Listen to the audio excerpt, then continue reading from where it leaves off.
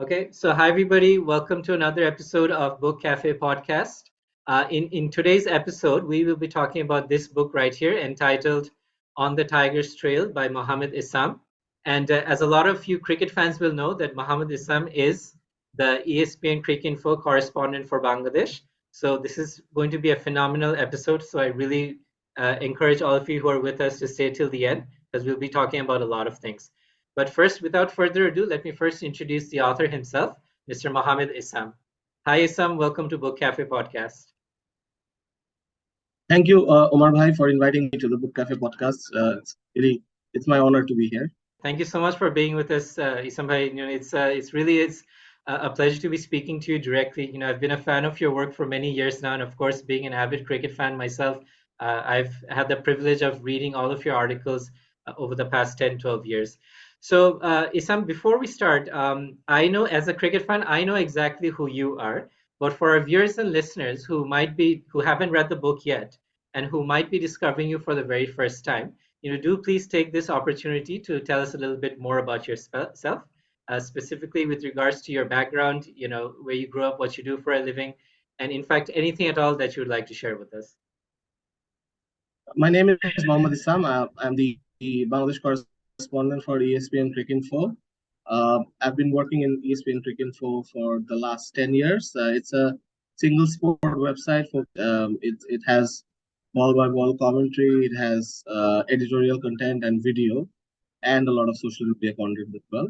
Um, that's my only job. And I used to work in a newspaper called the Daily Star. It's the biggest English newspaper in Bangladesh before I joined Cricinfo. And that was in the mid 2000s, so 2006 to 2012. I used to play cricket as well. Actually, I was a professional cricketer for about 9 years.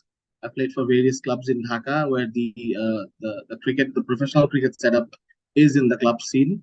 I've I was a left arm spinner. I still am a left arm spinner.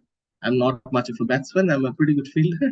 And that's where my passion for cricket begins. And that's in a private university in Bangladesh. I've played for my university as well, my school team. So yeah, it's been a life of cricket for me. Absolutely, that's absolutely fantastic. So, in fact, I should take this opportunity to tell our viewers and listeners that you are extremely active on Twitter, and until very recently, you go by Ibrahim's father as your moniker.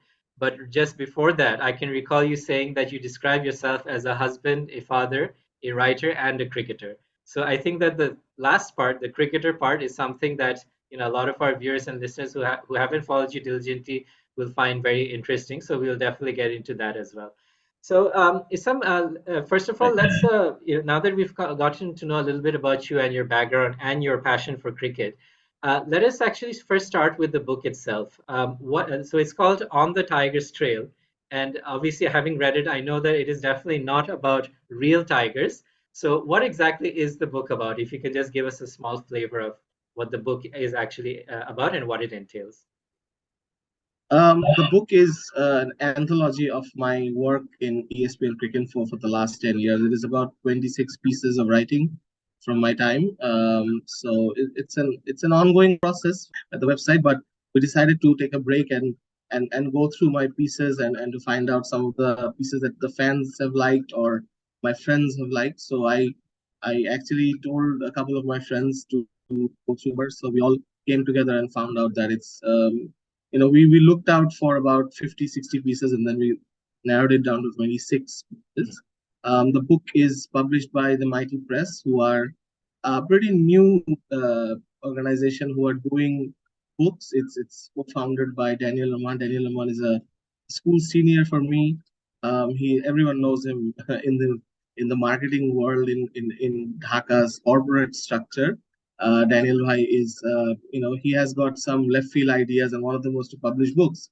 And whether we like it or not, the business of books or the publishing business isn't great in Bangladesh, especially for English books. But he has taken up the challenge and has already done one book with Plantic for the FIFA World Cup this last year.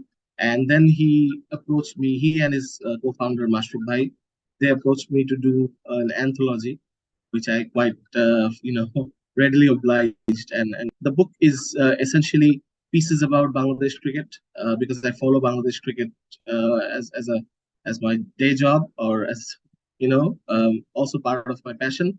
And it's pieces of the fabric of Bangladesh cricket and also some international players interviews. So it is a lot of cricketing. It's all about cricket basically. Absolutely, absolutely.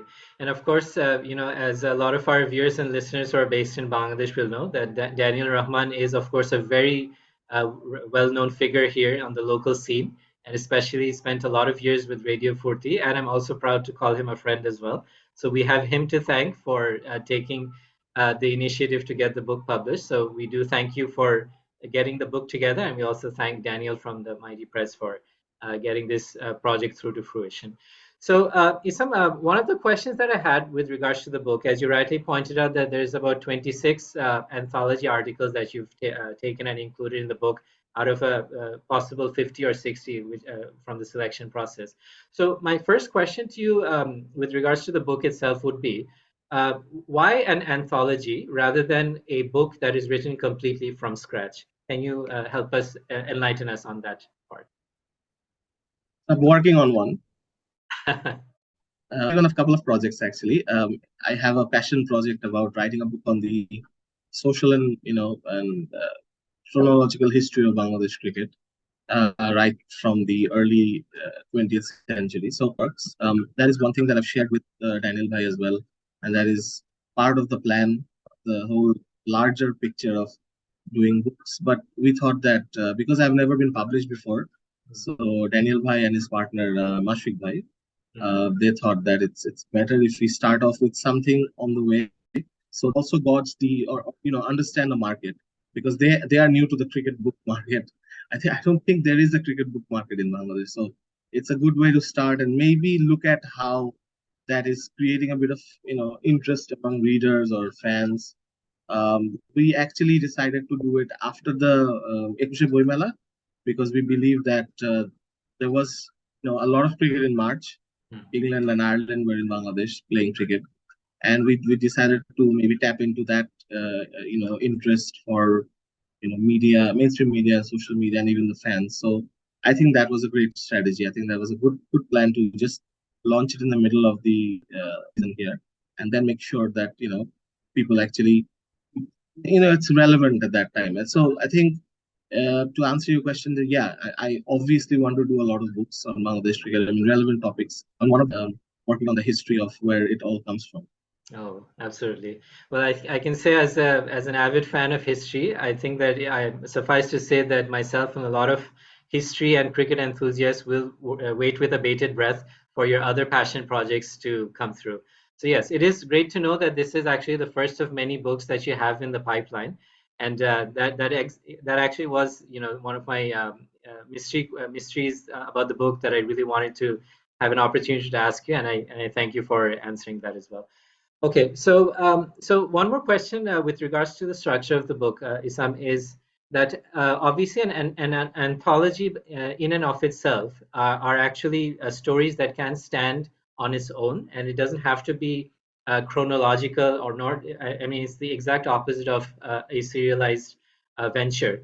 But if I were to ask you, and being a avid history student myself, you could have still opted to have all the articles arranged in a chronological order, though. So was it something different? Was there a reason behind why you chose to go with a non-chronological order for the list of the 26 articles that are in the book? Does it follow any particular thematic theme, for example? Yeah, it's basically articles about I started off with, I think, with a Shakib Al-Hasan article. I thought I have to hook the reader first with some pieces. I looked through probably my best intro, and one of them was this one where I was covering the match in Taunton in England, and the Queen anthem, "We Will Rock You," was playing when Shakib was batting, and the whole crowd, including the locals in Taunton, were singing. So that was one, and the other one was one about the Dhaka Premier League or the Dhaka League structure. It's called the original Premier League. It's also one of the pieces, but it was a very long form piece. So I thought start off a little light and a little popular with one of the subjects, and then slowly go into. And I try to bounce off the dark pieces as well, the ones about match fixing, that was about Ashraful or Shakib as well. It's all there, and also some of the cricket board, criticism pieces and what goes on. And so I try to balance it off with maybe a light piece here and a light piece there, and then also I had to mind the longer pieces about left arm spin bowling, or the one about, as I said, Dhaka Premier League. So Dhaka Premier League was one that I wanted to start off with, but then it was too long to start off with, and then I thought it'll be in the middle when people will go through it. It's also a lot to do with the reading habit. People, I mean, I didn't want to do the first piece being a thesis on Dhaka's league structure. I thought the people will like to read about a match piece first and then go into the other pieces. Absolutely, absolutely. And I think that makes a lot of sense because, so obviously, it is exactly what I had guessed, that you've decided to follow a thematic route. And so the first article about Shakib and the 2019 World Cup was actually to hook the readers. And I think that you've done an excellent job in having that selected as the first one. So in the spirit of that first article about Shakib and the 2019 World Cup, so for the purposes of this episode, so then let's start with that one particular article and deep dive a little bit into it. So, as a lot of avid cricket fans and fans of Bangladesh cricket will know, that the 2019 World Cup was a phenomenal one for Shakib Al-Hasan, the talismanic cricketer for Bangladesh. And if memory serves me right, he scored about 606 runs in 9 matches, and he took over 11 wickets. And his lowest score in the tournament was 41. So my first question to you about this article is why did he not win the Player of the Tournament award? What are your thoughts on that? I think it was an emotional call for Kane Williamson, who had lost that final. He had scored some runs and he had a good World Cup, but in no way that Shakib wouldn't have got. I mean, if it was, if you look at the next best all-round performance in the World Cup, it was Yuvraj Singh at the 2011 World Cup. So he got it. He was the player of the tournament. Obviously, the champions, and they get a bit of priority in these situations. But Shakib's performance was phenomenal. I mean, there was not a single person in England at that time who didn't think that Shakib should have won the player of the tournament. So I think it was a huge travesty not to give him that prize. Right, absolutely. Yeah, I can say that a lot of fans in Bangladesh were obviously disappointed for Shakib because, as an all-rounder, there's nothing more that you can do. He's gone above and beyond and punched above his weight. And I feel that maybe if Bangladesh had won that last game against Pakistan, they could have probably come in fifth and just missed out by this much on the semi-final. But instead, because they lost that last match against Pakistan, so they obviously were at the lower end of the table. And so, yeah, we can only be wondering what if they had won that last match, and perhaps that might have been just about enough for Shakib to be given that Man of the Tournament award. So yes. So moving on from that particular article, I would like to go straight into another one, which is actually one of my favorite articles from the book. And in fact, when I was doing my book review, I actually picked out that particular article because of it's not just you from the outside trying to report on something else, but in fact, you yourself are a character in the story. And of course, I'm referring to the 2010 story about you as a club cricketer bowling to the great English batsman Kevin Pietersen in the nets to help him overcome his left arm spin demons. So this is one particular article that I would really love to get your take on. I will say that it is so absolutely well written. It was phenomenal in the sense that it was as funny as it was hilarious. It was hilarious. It was funny, and it was self-deprecating. It was humorous. It was everything, and it was brilliant. But please tell us a little bit more about that particular story for our viewers and listeners who might not be aware of your interactions with the great Kevin Pietersen. Walk us through that. I was a cricketer, so there were opportunities to bowl in, different nets. The tradition for any country where a team visits, local net bowlers who help out. In Bangladesh, obviously, I've bowled to, in the South Africa nets, in India nets in 2003. But in 2010, I've also, there was a long time I bowled in the England under 19 teams nets during the 2004 World Cup when all these teams were here. So bowling the nets to Cook and Ravi Bopara and players like that. So Come 2010, India had first visited with Sri Lanka. There was a tri-series and a test series. So I bowled in the India nets, and then I bowled in the England nets. Now, the interesting part was I was working the dailies before that. So I had taken a break, have one really good season without any distractions. So I took a break from my work, and that was the season when I got a lot of wickets in domestic competition where I was playing. And my coach had sent me to the England nets along with a few others. So we went and bowled there. And the first evening, the coach was Andy Flower. I was bowling in the nets, and he took me aside and told me that to bowl to Kevin Pietersen, who at that time was one of the highest rated batsmen in the world. I mean, he was already a legend at that time. So he told me that he's waiting inside once you go and bowl to him. So I went and bowled to him in the indoor nets in Maypur, the indoor facilities. And there, after a while, we all came back outside when it was quite getting dark. And that's when Andy Flower took me aside again and said, "Can you come tomorrow at midday? We have a net session." I said, "Yeah, sure." The catch was that the Bangladesh Cricket Board doesn't really allow left arm spinners to bowl in the nets. Those did well because Bangladesh's big advantage was left arm spin on home conditions. So they didn't want the foreign teams to play a lot of those angles in the net. That's why Flower took the side and said, "Come the next day." And again, to provide a bit of background, Kevin Pietersen had a problem facing left arm spin. He would get out to them quite often, and that tour as well, he was getting out quite often. So next morning to the nets, and to my surprise, there was no one in the nets. I thought, something I must have heard him wrong, but there was no way to contact him. But suddenly I realized that yeah, he was there, and the flower was there. Yeah, get ready. You'll have to go for few hours. Okay, it was just me and Kevin Pietersen for 3 hours or something. And I kept bowling to him. I think I bowled about 30, 35 overs too. And there was Andy Flower. And to provide a bit of prologue or to jump a little forward, Andy Flower and Kevin Pietersen would 2 years later have an out, and then Petersen's captaincy would be gone. There's a lot of stories about that. But at that time, obviously, they were having the Southern African connection. Flower from Zimbabwe, Kevin Pietersen was born and brought up in South Africa. So their accents were same. They were bonding a lot. And one of the things that they asked me to do was when you're bowling to him, imagine having set a field to him. That when I'm bowling the local nets, when I'm playing for my club, but when it's Kevin Pietersen, who am I to go and tell him that I have field set here, so you might get out if you hit. So they told me that set up a field and that I would keep bowling, and then I would be taking a break for water and discuss basically what is going on. Now, first couple of breaks I was quiet because obviously I was slightly overwhelmed by it because I was also bowling to him, and there was that. I mean, this was a story to tell. Whether I become a journalist again or not, this was one story I would tell. I wanted to, understand the whole situation there. So as the hour went on, the 2 hour mark, I got him out numerous times in different ways. LBW, bowled, caught. I mean, you would imagine that someone would take that catch or stump. And then slowly Kevin Pietersen would ask me, what is wrong? What am I doing, that is correct? Or what do you think I should do? And I was giving some advice. That was the funny part. And I was questioning myself that, well, I wouldn't do that. Why should I tell him? So around towards the end, I saw coming. They had a match the next day. So it was option training. Graham Swan was there half an hour early, and then he bowled me for half an hour. And then he gave me probably the best tips I've ever received as a bowler.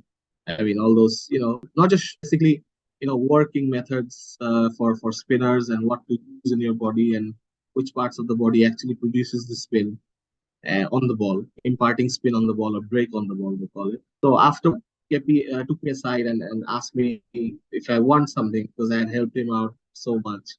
I said, no, this is enough. I think to use good enough for me. And I think what also helped was that I could none of the other net bowlers couldn't really communicate with them. And the funny part was the next day on Prothomalo, I think it was a front page story, the preview of for that day's match, and the preview had me in it. Someone had written a piece about me um, that I bowled to KP in the nets and KP was in trouble. So someone actually seen me doing nets, and interestingly, I became friends with him later, and his editor didn't stop him from writing because this is a good story. Whoever was bowling to KP was trying to get him out. So yeah, I mean, I've kept it to myself for a long time. One of the things in Cricinfo that we do is we once in a while we go for a get together or a meeting or some training. There I shared it with an English colleague, And then he said, well, we have to have it on the website. He's quite reticent to write it. Mm. Then in 2018, when he retired finally from the cricket, some Kevin Pietersen. Okay. Well, I think that also explains another question which I had in mind, that this was something that happened in 2010, and you'd already started working for ESPNCricinfo by 2012, 2013, but you actually waited until 2018 for to write that Yeah. article. So now it's because of it coincided with Peterson's retirement, and so now that's the reason why. Okay, so I completely understand. So, just digressing a little bit, Isam, I would like to share one thing with you, given that you are still in touch with Kevin Pietersen. And as phenomenal a batsman as he was, when I read his autobiography, I really didn't like it at all. It was one of those books that unfortunately felt like it was an audio file that was given to the publishers, and it was very choppy and haphazard, and then it just suddenly morphed into a book. But I think that for a player like Kevin Pietersen, there really is so much more depth and so much.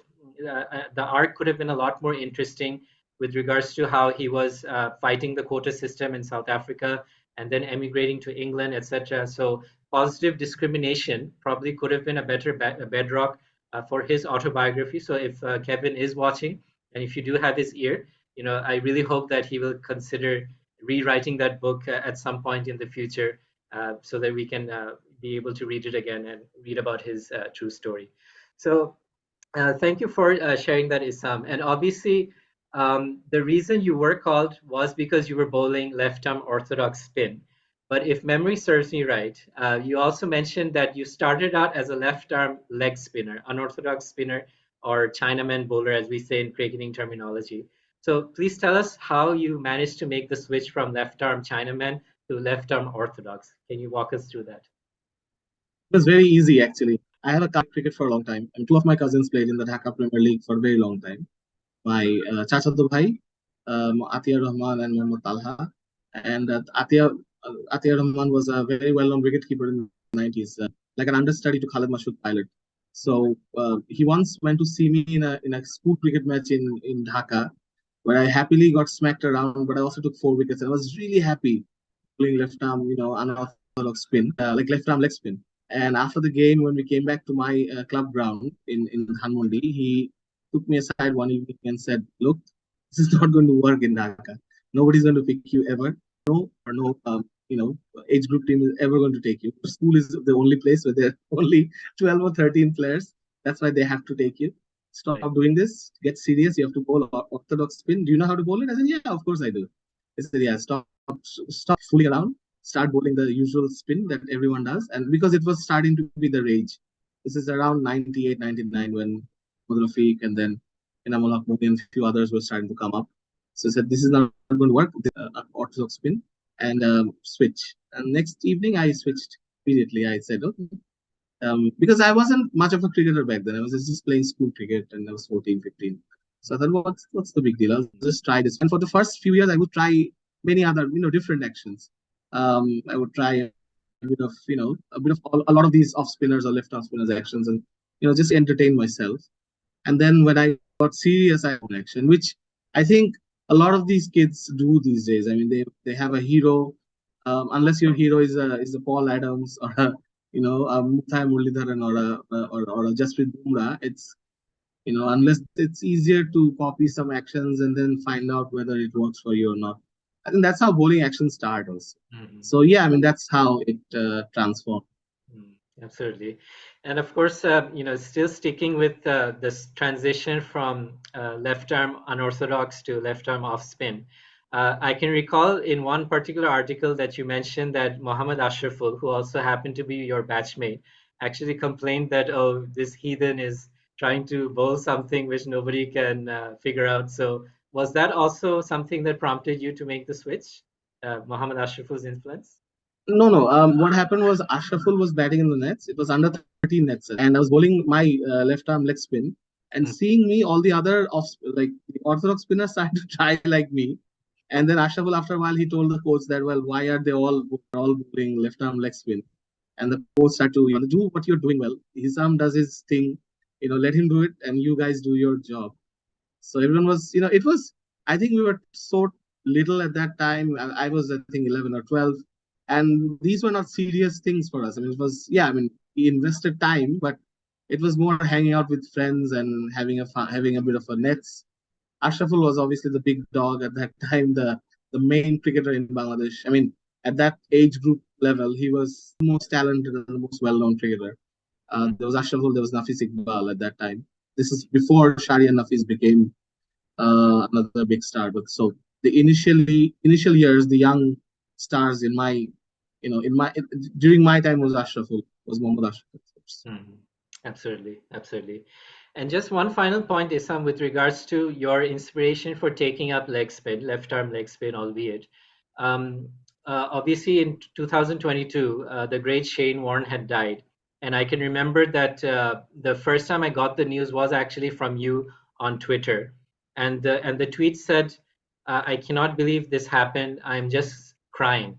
So, can you tell us a little bit about the influence that Shane Warne had on you as a aspiring left-arm leg spinner, and just walk us through your feelings at the time when you found the news about the death of the great Shane Warne?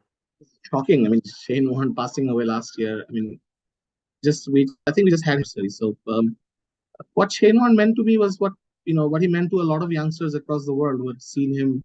That whole the Hollywood drama of leg spin. I mean, leg spin was dead for Shane Warne. Honestly, there were than Anil Kumble, but if you look at the timeline, it was Shane Warne who brought it back to cricket's everyday life of cricket. That leg spin is so important, and the how he bowled, the that famous ball to Basit Ali. And I wasn't tuned to cricket that much when he did it to Mike Gatting.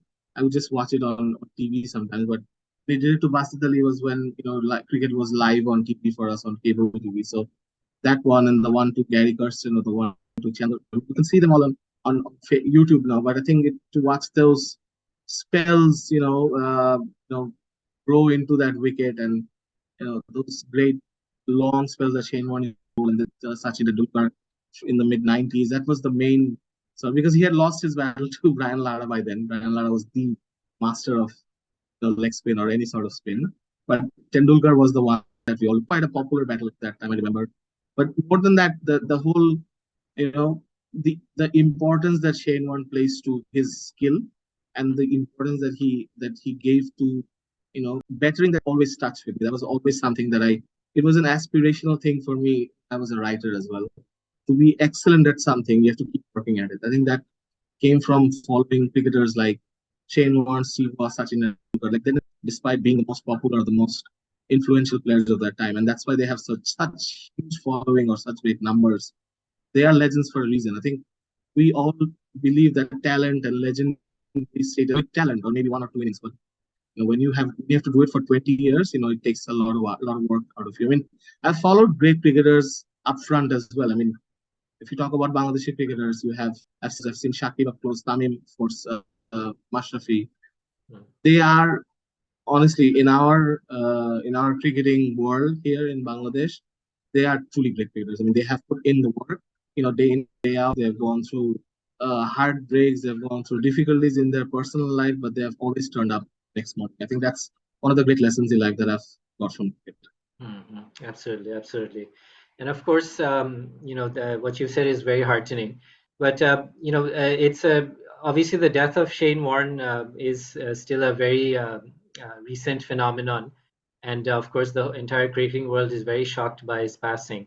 But sticking to a sad topic, Isam, I want to take you back to another instance, which is probably not as sad as it is frightening. And we're recording this episode on April 14, 2023. And it's exactly 4 years and 4 months to the day when something really frightening happened to you while you were following the Tigers in Christchurch in New Zealand. And I reading the book, I got goosebumps. With regards to the event that was unfolding around you and how you responded to it. That it was okay. So just to give some context, there was a terrorist attack that happened in Christchurch, New Zealand, and the Tigers had just finished a press conference and they were on the way to the mosque for Friday prayers, and that's when the attack happened. And you got a call from Tamim Iqbal, and you thought that it was a joke when he said that, "Oh, please save us! They're shooting." But for whatever reason, instead of running away from it, you actually went straight towards the danger zone, right into the maelstrom. Please walk us through that entire incident from the time you got the call to the time you actually reached the scene of the crime. Just walk us through it and what were your feelings at the time? It's hard to explain what my feelings were at the time. I think it was a bit of caution, a bit of curiosity as well when I finally realized that something was wrong. I was actually not too far from the mosque stadium. So the Christchurch cricket ground is now called the Hagley Park, ground.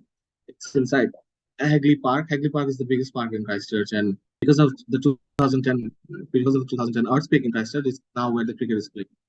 Um, so I was at the parking lot when I saw that, heard that call from Tamim, and I just wanted to, because he told me to help them. I thought I should at least go. And I had two other journalists with me, Mazharuddin Omi and Shubham.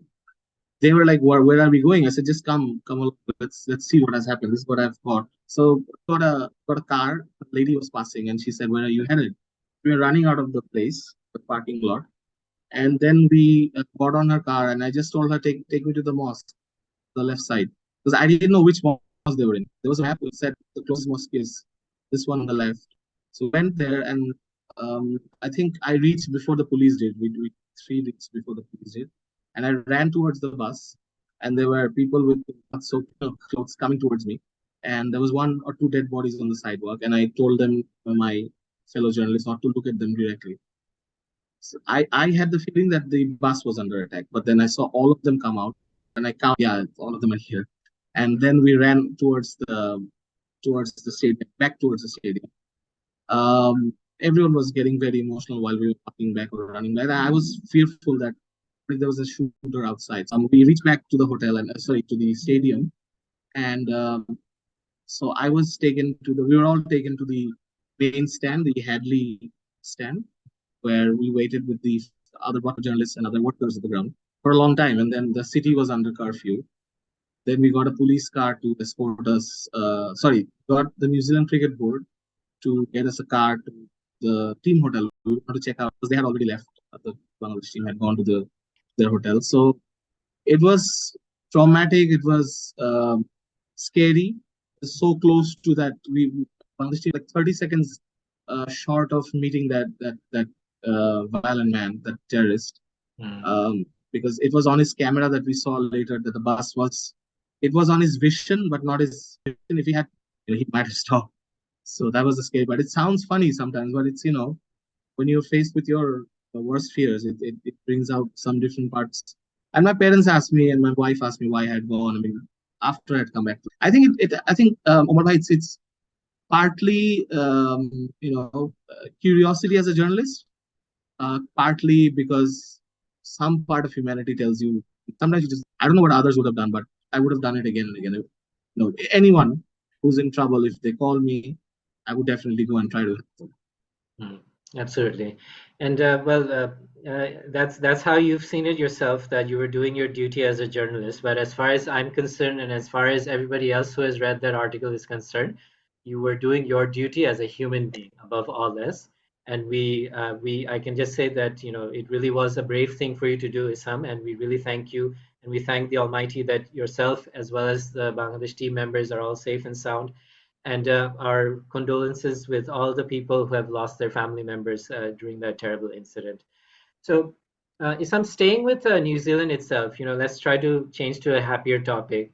One of the most interesting things that I got from the book out of the 26 articles that you mentioned is that 6 of them have actually something or the other to do with New Zealand, right? So let's pick on a couple of those 6 things from all the list of articles.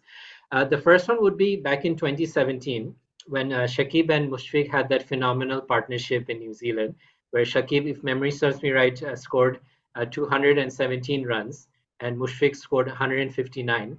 And Bangladesh had declared in the first innings at 595. So, can you tell us about your memories of that particular test match and how you look at it, looking back to 2017? The first thing I remember from that test match is the ground, Wellington's Basin Reserve. It's probably my favorite cricket ground. It's on a roundabout in Midtown Wellington. It has a hill on the west side, I think, and the town continues on the other sides. But they are, it's a beautiful setting. The windiest place I've ever been to, the windiest press box, the windiest cricket ground. I remember seeing Mohawk almost toppling over because of the high winds. But that day when they added, I think 259 for the fourth wicket or third wicket, um, it was such a lovely outing. It was the sun was out. It was windy, but I was watching the game with Al Shahriar, Bangladesh cricketer, was a very stylish batsman himself. He now resides in New Zealand with his family. So he had come down, drove down to Wellington, and we saw the whole innings, most of the whole innings, because in New Zealand, in some parts of the world, they allow journalists to sit wherever they want to, and it's easier that way to stay close to the action. So I did that with Rokon Bhai, and there was other journalists with us, and was obviously member there. I think we were all sitting there and enjoying this partnership, and even the crowd in Wellington, the local faiths were loving it because not a lot of teams had been to New Zealand and done something against the home team. This was a very good home team. Um, so that particular knock, I remember that Shakib was quite restrained at the start, and then he picked up the pace. Mushfiq was at an even keel throughout that test match. It was lovely batting from both our Bangladesh's best batters, some of the best batters in Bangladesh, and the foundation was laid by Tamim and Mohammad, played out the earlier evening. Evenings in New Zealand can be tough, and late evenings the ball was moving. Not just the ball was not just moving; it was even the bowler couldn't control it sometimes. That was the tough part. So they had set out the scene for Shakib and Mushfiq. And I think later it was wrong of Bangladesh to declare. They had a very poor attack. They should have just batted on and just drawn the game. Which they could have batted for. It was such a good batting wicket that they could have batted for 3 days and nothing would have happened. And no one would have asked them a question. Because trust me, that bowling attack, I think it had no average. The total was, I think, 3 test matches, unless Rubel was playing. But it was quite a poor bowling attack.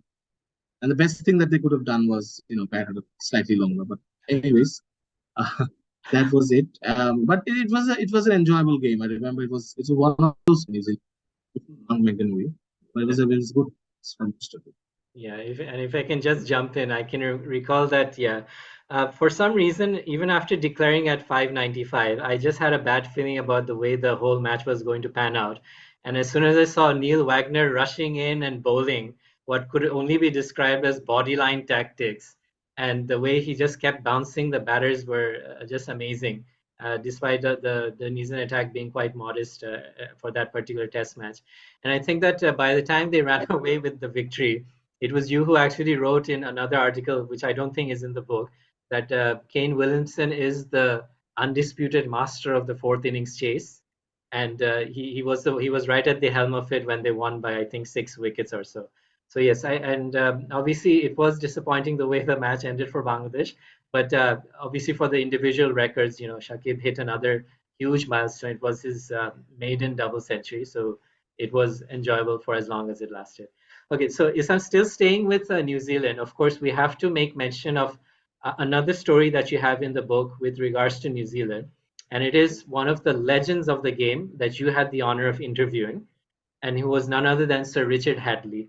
So I think that Sir Richard Hadlee is one of those very few cricketers who is very open about the fact that he is very statistically driven. That back in the day, because maybe he didn't have other teammates who were as good as him as a bowler or a batter, that he used to look at his own stats and try and pump himself up.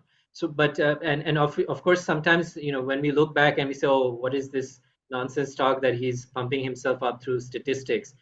But as far as I can tell, in that article that you wrote, Sir Richard Hadlee does come across as a very humble man and is a very down-to-earth man. But please tell us how you felt when you first spoke to Sir Richard Hadlee about that interview that you did with him. The interesting story was how I actually reached Sir Richard Hadlee. It was pure coincidence. I mean, I had no idea he was on the ground that day. So this is the Christchurch Test match of the same 2017 tour. We reached the ground. We set ourselves up in the tent. So in New Zealand, some of the grounds have tents instead of press boxes, press tent. Then this old friend comes up. He's an Australian publisher. His name is Ronald Cardwell.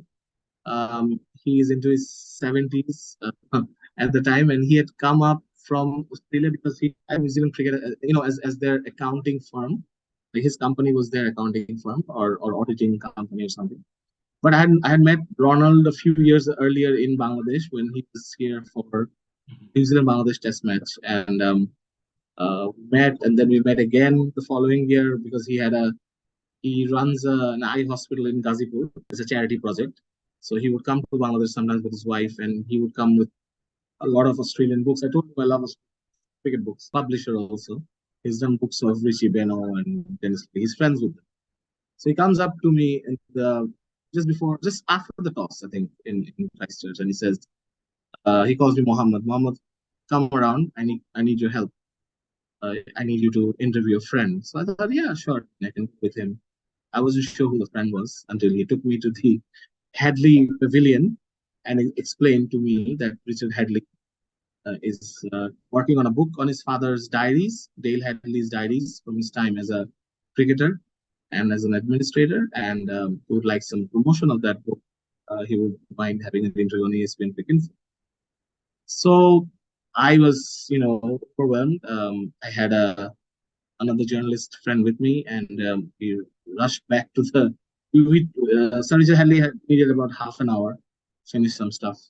So we rushed back and we started to quickly research what we could find. I mean, this was, I still thought it would happen. He might change his mind. Sir Richard Hadley he's well known to reservations about it. So I didn't think that he would ultimately agree.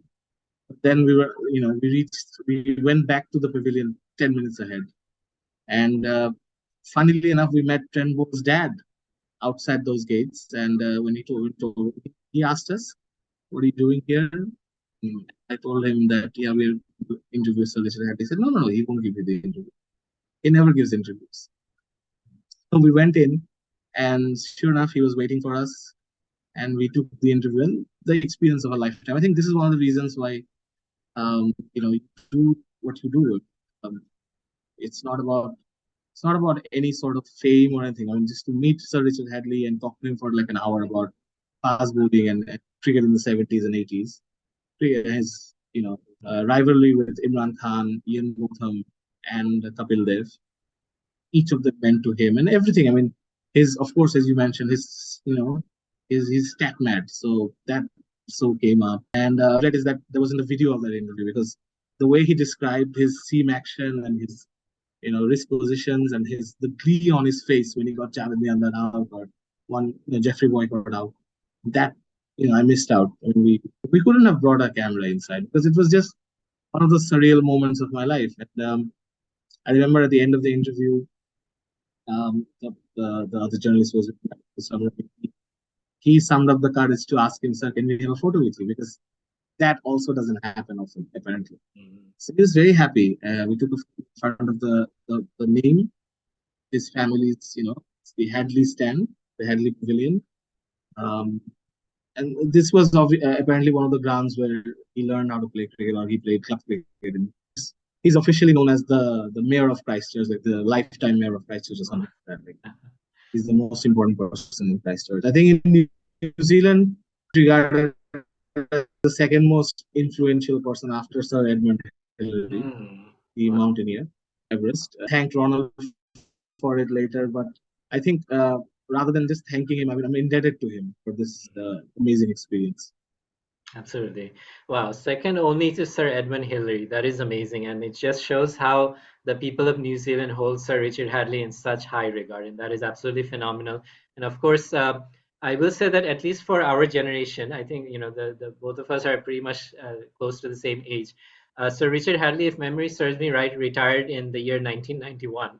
And so that was just before the 1992 World Cup when we in Bangladesh were actually just getting the hang of satellite television, and that in fact the 92 World Cup was probably the first global first big ticket cricket tournament that was being broadcast here. And so I think that our generation probably missed out on watching Sir Richard Hadley in action.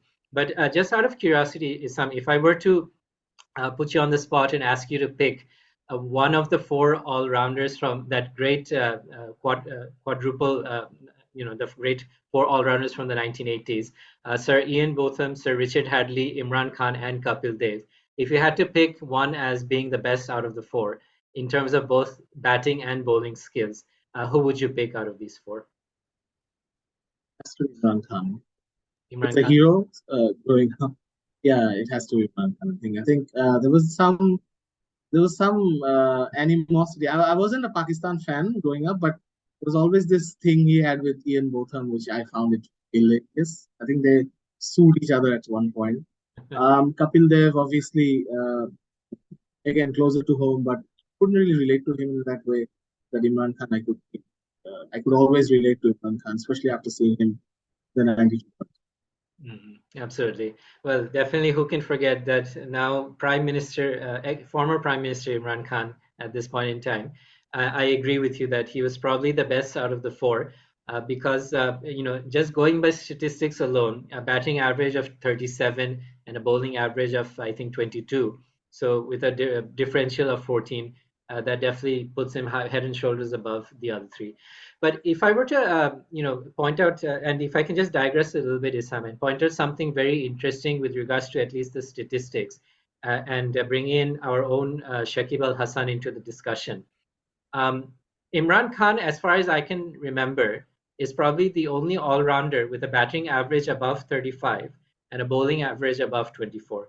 Now, the way sometimes people try to, show how great a cricketer was is to simply minus the batting average from the bowling average, which I think is not entirely, it does a disservice. Because if somebody is averaging 57, for example, like Sir Gary Sobers, but if they're averaging 40 with the ball, that doesn't show that if you're averaging 40 with the ball that you are a penetrating bowler or a wicket taking bowler. But with regards to Shakib himself, at this point in time, at the dating of today's episode, he's averaging close to 40 with the bat and 31 with the ball. So 39 and 31 if memory serves me right.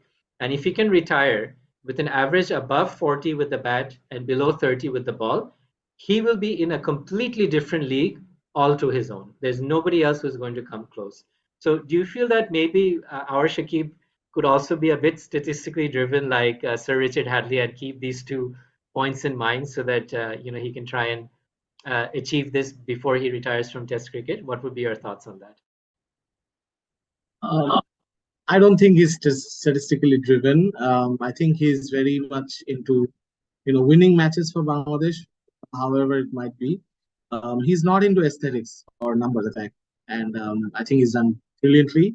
And the other sort of thing that he gets into the same bracket sometimes as Sanat Jayasuri and Shahid Afridi as well, because being spinners and taking the limited cricket. Or for Shakib, the other unique factor is he bowls long spells in Test cricket as well for the longest time. So there's a lot of factors where these things come together. And unbelievable T20 career, the franchise T20 career. So I just feel that Shakib is not that way.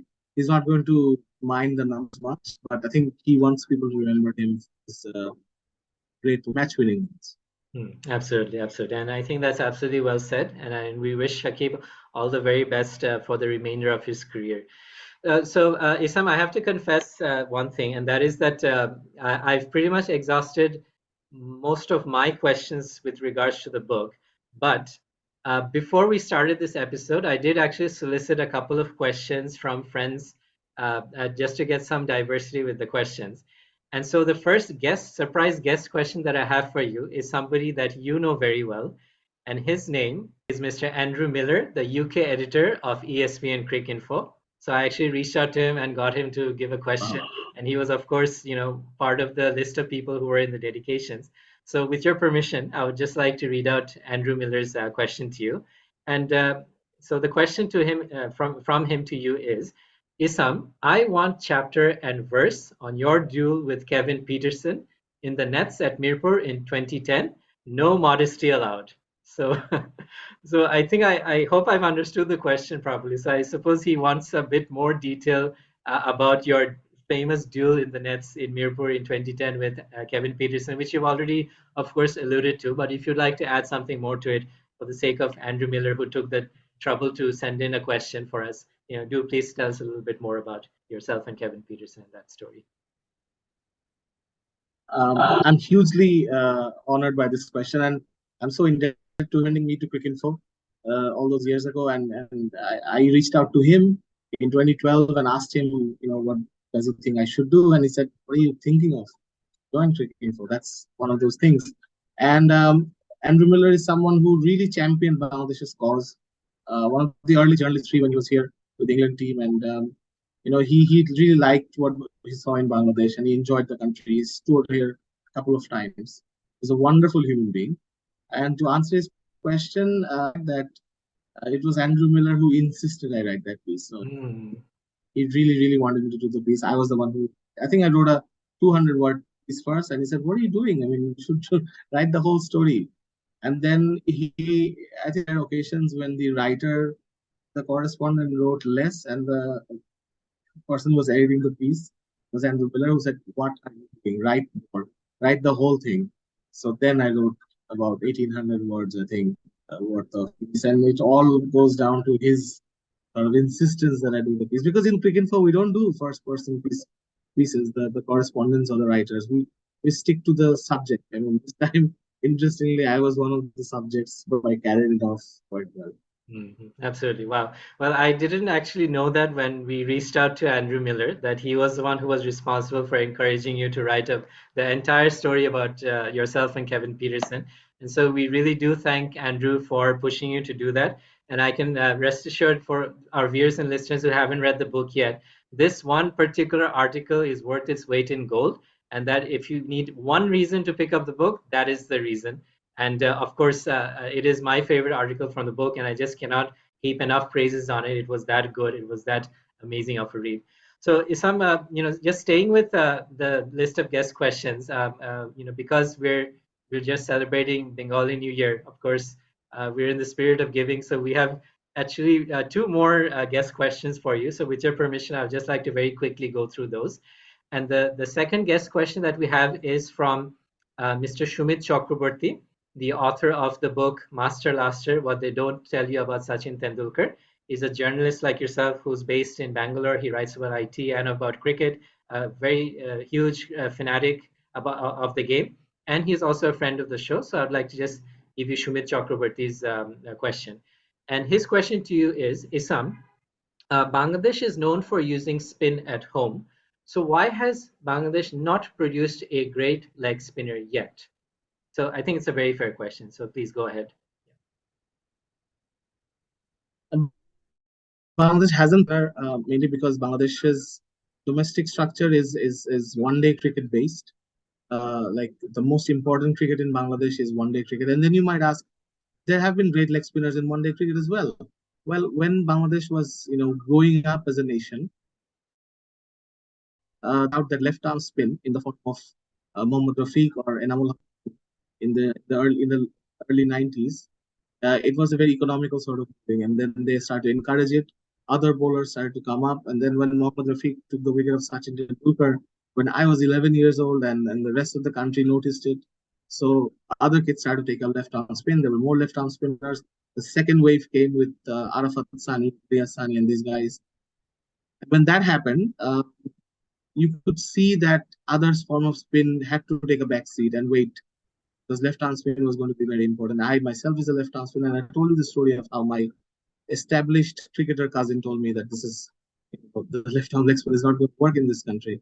If you want to play, you have to put left-arm orthodox spin. So they haven't produced a leg spinner. It's a shame. And it's more down to the club officials, the club owners, who have never really encouraged leg spin in their teams. If they had, they are the ones who really dictate Bangladesh cricket. It's not really the cricket board who can decide these things, because it's a very market-driven or a liberal economy, whatever the small economy is in Bangladesh cricket. Where if left-arm spinners are doing well in club cricket, in Abhani and Mohammedan and all these teams, that's what Bangladesh team will do. So that's what happened. Mohammad Rafiq, despite starting off so late, and I mean, with Shakib then becoming one of the heroes and all these other left-arm spinners coming through, it sometimes seems a bit, a bit of a everyday occurrence for us as for left arm spinners. That yeah, just go out there, bolt, get the job done. But it's also sometimes difficult, But the advantage that I've always faced as a left arm spinner is that because of left arm spins regard in Bangladesh cricket, the left arm spinner, I always ended up bowling tightly because so whichever sort of wicket I was. So to answer his question, that yeah, it is a huge shame. There's no leg spinner. There was no great off spinner for a long time. But now we have Mehdi Hasan Miraz, we have had Gazi, but again, not many off spinners as well. Absolutely, that's right. So, and I think that's very well said, because I think that the leg spinning culture, as you definitely said from your empirical evidence, that it was something that maybe wasn't well understood, or it was a bit frowned upon, or it was something frightening. But at this point in time, I know from a very reliable source that maybe we do have some up and coming leg spinners that will play for Bangladesh in the last couple of years, next 5 to 6 years. And in fact, that actually leads up to my third guest question for today's episode. And that comes from Mr. Tetenda Taibu, the ex-Zimbabwean national cricketer and ex-Zimbabwean national cricket captain. And he was the one who actually told me that, Omar, in one of our earlier episodes, that, Omar, I guarantee you that in the next 5 to 6 years, you're going to see two young boys play for Bangladesh, and one of them just happens to be a leg spinner. So we're going to wait for Tetenda Taibu's prediction to come true. But before we go that far forward, Tatenda also took the trouble to send in a question for you for this episode. And with your permission, I would just like to play it very quickly and show it to you. So I'll just try and screen share it with you. If in case you can't hear it, I'll read out the question to you. So not a problem. Optimize for. Okay, so here we go. Assalamu alaikum, Isam. This is Tatenda Taibu. I'm the foreign coach at BKSP and author of Keeper of Faith, as I'm sure you already know. First of all, I would like to congratulate you for the book that you've recently published. I am really looking forward to reading it and hear your thoughts. And Omar, thank you very much once again for getting me in touch with someone that I had not communicated with for a while. Now, Isam, I've got one question. I mean, you've written so many an article for Bangladeshi cricket, and you saw Bangladeshi getting their test status, and you obviously are aware of the last 20 years and how they've improved at such a magnificent rate. Now, if you were to attribute 2 points or 2 factors that you think have been the cause of the rise of the Tigers, what would that be? Okay, so Isam, I hope that you managed to hear that. So, but just to be on the safe side, I'll also read out the question to you from Tetenda Taibu. So Tetenda says, Assalamu alaikum, Isam. This is Tetenda Taibu. I'm the foreign coach at BKSP and author of Keeper of Faith. First of all, I would like to congratulate you on the book you recently published. I'm really looking forward to reading it and hearing your thoughts on it. And my thanks to Omar as well for getting us in touch with each other. Isam, you've written many articles about Bangladesh cricket. You've also watched Bangladesh get their test status and how they have improved over the last 20 years at a magnificent rate.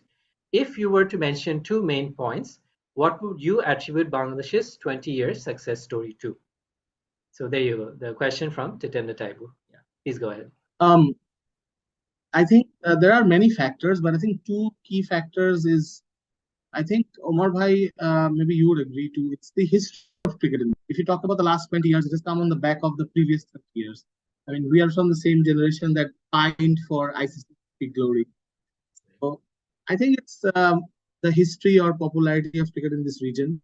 The other one, I think, is honestly how much me or other journalists or fans, we criticize the BCB for so many things. But if you go back to the 90s, the contribution of Saber Hossain Chaudhary and Ashraful Haq to getting the test status, and then the other board presidents or the other board, Bangladesh cricket so relevant and so popular and so all the time, I think they get the credit for that. So I think it's the history of the game, and all of it comes together, the players, the skills, the fans. But I think 2 key factors were, I mean, you need people to run the show properly. I think some of the the board directors of the cricket, the visionaries like Saber Hossain Chaudhary and Ashraful Haq, they made the difference. and of course, as I said, the history of the game in this region. My dad saw Test cricket National Stadium, the Dhaka Stadium, in the 60s. So he has seen the likes of Neil Harvey. I think Richie Beno came and played in Bangladesh. Wes Hall came and played in Bangladesh. I remember reading a story that when England came, they were surprised to see that it was going to be played on matting wicket in Dhaka. Basil Oliveira scored runs here, and he said it was one of his best hundreds. So that history also played a part in at every juncture of Bangladesh cricket. When the nation was born in 1971, when they went to the sports ministry or to Bangabandhu Sheikh Mujibur Rahman for cricket, there was always that reference point that leagues have been here since the 50s. The 60s was quite a raging period here. So good cricketers from the 60s. And then, of course, when the nation was born, when we were independent, slowly the cricket built. And all of this contributes to it. I think it's one of the reasons, and I just go back to the start of the conversation, that I really want to do a book on Bangladesh's cricket history, because I want to teach, at least have a reference point, not just teach people. For players and fans, I mean, there has to be, like, why are we watching this? I used to get enraged by kids who didn't follow even a bit of history of players, and so I think I've gone past that. I'm matured enough now, but I think there has to be, now I want to do it. Hopefully it'll be done soon. It's going to be a first reference point from my side about Bangladesh cricket to the wider audience. Absolutely. And just to add to your point, Isam, I think that definitely for our viewers and listeners outside of Bangladesh who may not be as familiar with the history of Bangladesh cricket in the 1990s, we do have to acknowledge the phenomenal contribution of Mr. Sabir Hossain Chaudhry to the growth of Bangladesh cricket at the time. And if memory serves me right, at the time that he was in charge, in 1997, Bangladesh won the ICC trophy.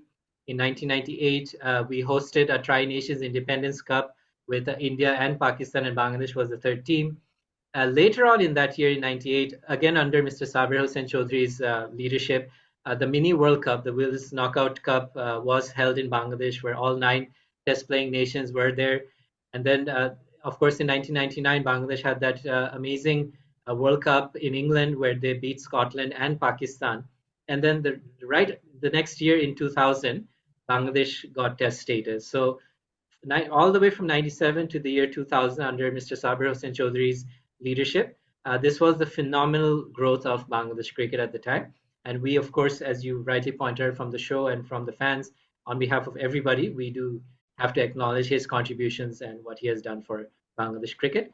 And also, one more point that probably I would add to what you've already said is also the contribution of Mr. Jagmohan Dalmia, who at the time was probably a huge friend to Bangladesh cricket, and he was very instrumental in ensuring that Bangladesh was also one of those who pushed for Bangladesh to get test status. And so we can also acknowledge our friends in India and Mr. Jagmohan and the late Mr. Jagmohan Dalmia in particular, who has really helped to contribute to the rise of the Tigers in the last 20 years. Okay, so Isam, that definitely that was the last of our guest questions, and I thank you so much for answering it. But before we let you go, we are, after all, a podcast about books, so I do have to ask you 1 or 2 questions with regards to books. And so the first, and we have a couple of staple questions which we like to ask our guests. So the first staple question that we have for you on behalf of the show is, if you could select a book that you feel that every, let's say, young person should read at least once in their lifetime. It doesn't have to be related to cricket. It could be related to almost any subject under the sun. What would be that one particular book that you would select that you feel that everybody in the world should read at least once in their lifetime? So, question that I can have a lot of because I'm a sports fan and a cricket writer. I think I'll stick to a cricket book. It's the book that got me to this stage, to be honest with you. It's from Pakistan. It's a sort of a tour diary by Rahul Bhattacharya, who's written my foreword. He's like a writing hero for me. It has cricket in it, the book, and how an Indian who's visited Pakistan, arch rivals, enemy number 1, but then gets treated very differently. And that whole process of it gone for 2 months.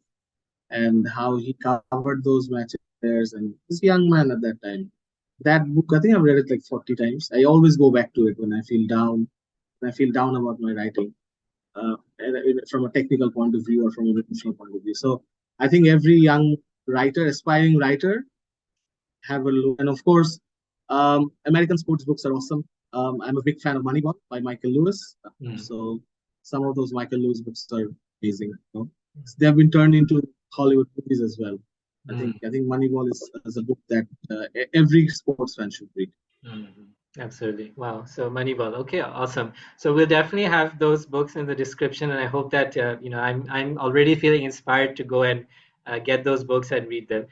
All right. Okay. So Isam, now that we've exhausted all of our questions with regards to the book and the guest questions, so I would like to just take the next couple of minutes to talk a little bit about Bangladesh cricket, the future of Bangladesh cricket in particular.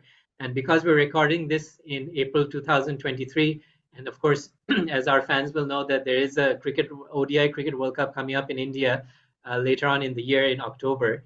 One of the questions that I had for you is that we've heard some rumors that maybe Pakistan may not want to travel to India, and maybe they would like to play all of their matches at a neutral venue, and that Bangladesh or Dubai was being touted, or Sri Lanka even was being touted as a neutral venue to host all their matches.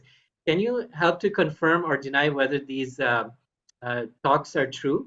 What would be your take on that, if you could just share it with the fans? From what I've heard is that there's a decision coming up on this Pakistan's hosting right this time. So if India decides not to play in Pakistan, and if it's decided they will play in Dubai or somewhere else, those matches, it's called a hybrid hosting. In that sense, in that way, I think because of the political tension between two countries, there might be a situation where Pakistan then might refuse to travel to India for the World Cup in October. So in that case, apparently Bangladesh is one of the venues that is being discussed at the PCB and at sidelines of ICC meetings. It has not been minuted in the ICC meetings yet, but from the sources that ESPNCricinfo has found out that yeah, Bangladesh is one of the teams, one of the countries where Pakistan is interested to play. It makes a bit of sense, but it also doesn't, because what will happen if they play the semi-final? I don't think India is going to give up those venues. I don't think India is going to give up one match to Bangladesh because it's their own World Cup. I mean, it's also slightly unfair for them, but also there is that political tension, the issues and everything. So I think it'll be an interesting few months coming. That's right. That's right. And of course, as cricket fans, we will of course hope that both India and Pakistan, with their phenomenal teams and phenomenal fan base, will find a way to come to a middle point for the sake of cricket and for the sake of fans. But at the same time, as a proud Bangladeshi and a Bangladeshi cricket fan, if they do decide to play some matches in Dhaka or Chattogram or Sylhet, I'm sure that our fans on this side of the border are not going to mind at all. Now, that actually brings me to the next question, Sam, with regards to the present Bangladesh ODI cricket team and your hopes for the upcoming World Cup. Can you give us an idea with regards to what we've seen recently? Just to throw some numbers at you, Bangladesh in the last 7 years have won pretty much all their bilateral series at home, barring England. And of course, very recently in December 2022, Mehdi Hassan Miraz had that phenomenal series against India where Bangladesh beat India. And so, how optimistic are you about Bangladesh's chances of making it all the way to the semi-finals in the upcoming 2023 ODI Cricket World Cup? Just think about the form of the Bangladesh team in these conditions. Yeah, they should be regarded as one of the contenders. Tamim Iqbal, the ODI captain, has already said that he wants to finish in the higher levels, the higher spots in the ICC ODI Super League points table, just to get into the World Cup with that confidence that yeah, we are one of the teams in the world going into the World Cup for 2 years later. That's a good idea. It's a good way of thinking, but there are certain gaps in the team which I feel that are not going to be filled. Be a fast bowling all rounder, but they have good fast bowling. So I think Mehdi Hassan Miraz, as you just mentioned, he has had a great few months, actually a couple of years actually, bowler investment. So I think Mehdi Hassan Miraz is going to play an important role. Shakib Al-Hasan is going to play an important role. Um, I have high hopes, but I also want to ensure, I also want to tell fans, Bangladesh cricket fans, that the World Cup should not be the end all, be all and end all, because there's a World Cup almost every year now. There's one in 2024. The Right. T20 World Cup is in the West Indies. So, but yeah, I mean, 50 over World Cup is big, and it might be a watershed moment for players like Tamim, Shakib, Mushfiq. Mahmudullah is probably 50-50 at this stage. He wasn't picked for the Ireland tour that is coming up today. So we might see a shift in team, and after that World Cup, we might see a wholesale shift in team. I hope the team is prepared for those events as well, apart from the World Cups. I think 2019 World Cup became much of an emotional baggage. We have to do well, we have to do well, and then we came back. Even the most involved cricket board president in the world, Mr. Al-Hasan, lost it in. So there was a lot of incidents shortly after the World Cup. Was a best by Shakib banned, and 20 other things happened. So I think there should be some succession plan or some contingency plans ahead.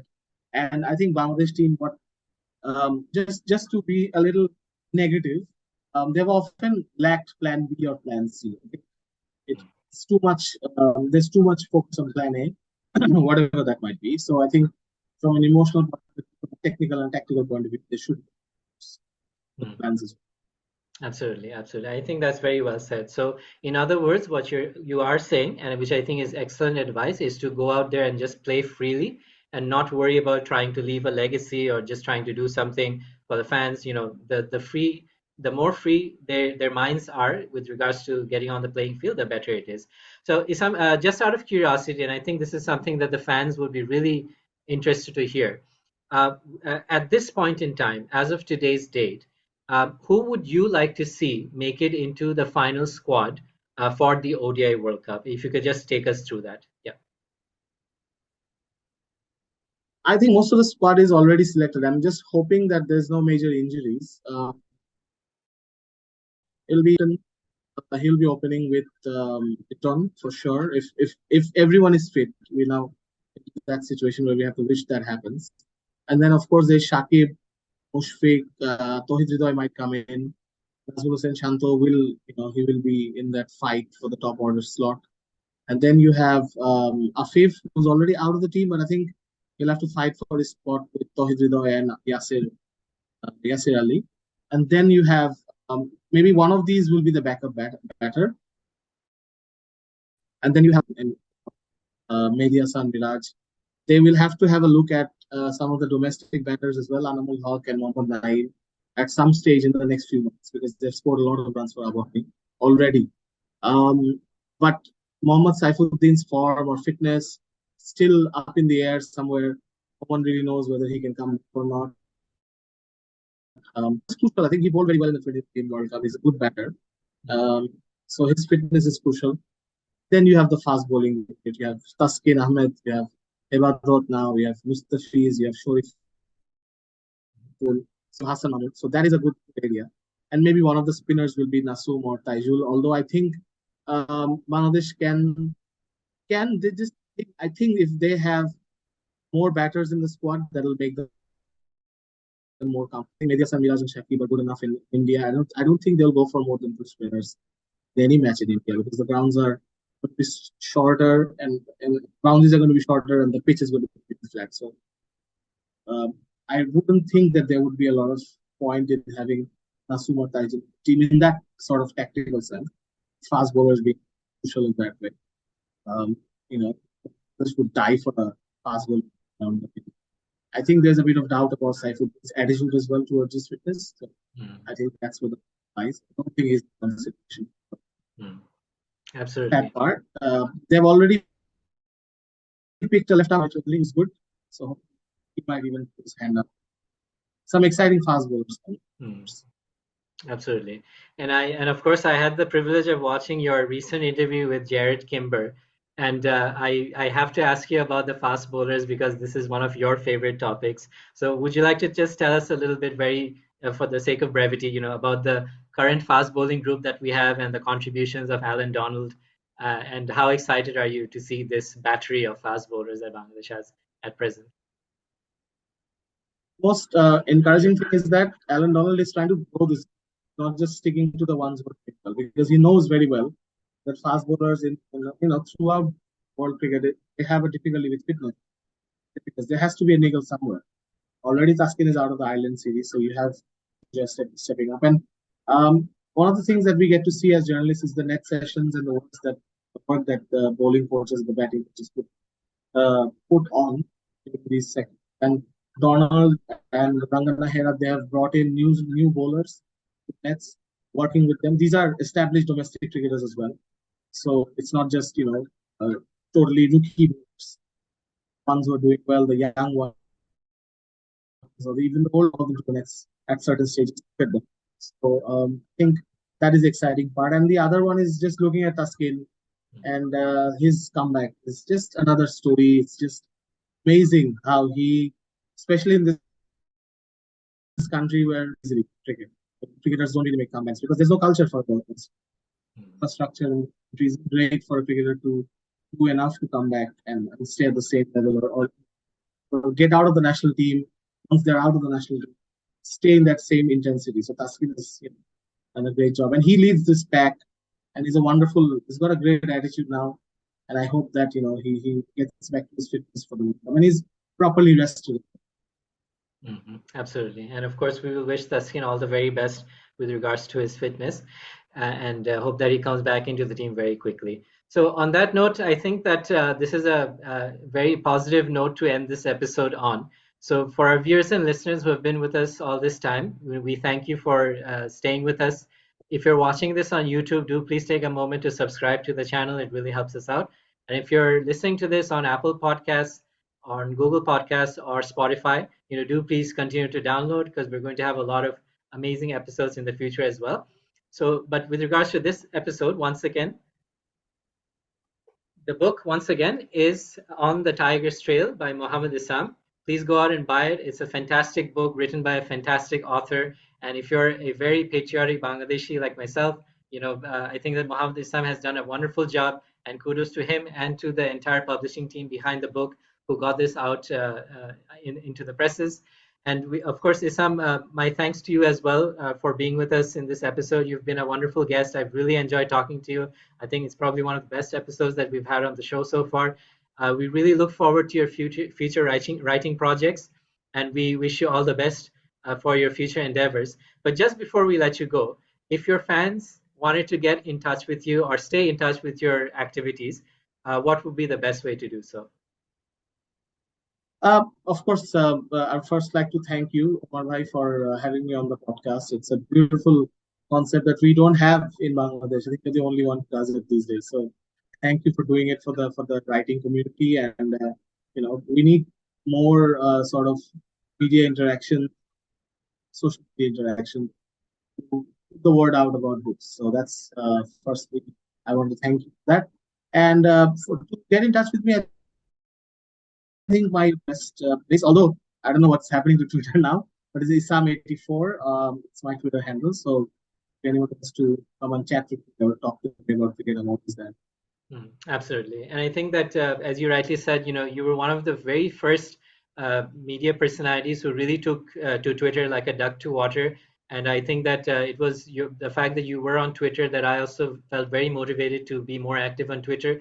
So and anybody who is watching or listening to this podcast from Bangladesh, do please take the opportunity to check out Twitter and get on it because it is absolutely an amazing platform. And we hope that Mr. Elon Musk will keep it running smoothly.